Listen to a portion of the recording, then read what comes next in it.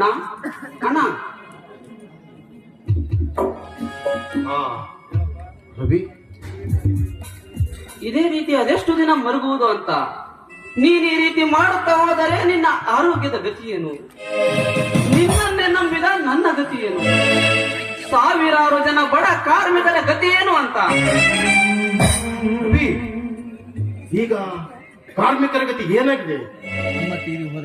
ಅಮ್ಮ ತೀರಿ ಹೋದ ಮರುದಿನವೇ ಮುಚ್ಚಿದ ಮಿಲ್ಲನ್ನು ಇದುವರೆಗೂ ತೆರಲಿಲ್ಲ. ಬಡ ಕಾರ್ಮಿಕರೆಲ್ಲ ಕುಳಿತಿದ್ದಾರೆ.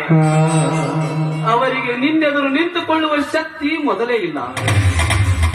ನನ್ನನ್ನು ಪೀಡಿಸದೆ ಗತ್ಯಂತರವಿಲ್ಲ. ರವಿ, ಎಂತ ಕೆಲಸ ಮಾಡಿಬಿಟ್ಟಿಯಲ್ಲೋ. ಈ ವಿಷಯ ಮ್ಯಾನೇಜರ್ ಚಂದ್ರಕಾಂತ್ ಆದ್ರೂ ನನಗೆ ಹೇಳ್ಬಾರ್ದು.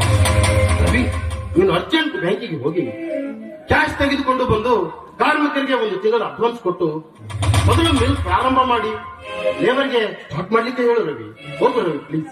ಅಣ್ಣ, ಇದು ನನ್ನಿಂದಾಗದ ಕೆಲಸ. ಮತ್ತೇನಾಯ್ತು ರವಿ ನಿನಗೆ? ಅದೆಷ್ಟು ದಿವಸ ಅಂತ ಹೀಗೆ ಉಪವಾಸ ಇರ್ತೀಯ? ನೋಡು, ನೀನಿವತ್ತು ನನ್ನ ಜೊತೆ ಊಟ ಮಾಡಿದ್ರೆ ಮಾತ್ರ ನೀನು ಹೇಳಿದ ಕೆಲಸ ಪೂರೈಸ್ತೀನಿ. ಆಯ್ತಪ್ಪ, ನೀನೊಬ್ಬ ವಿಚಿತ್ರ ವ್ಯಕ್ತಿ. ಬಾ ರವಿ, ಹೋಗೋಣ.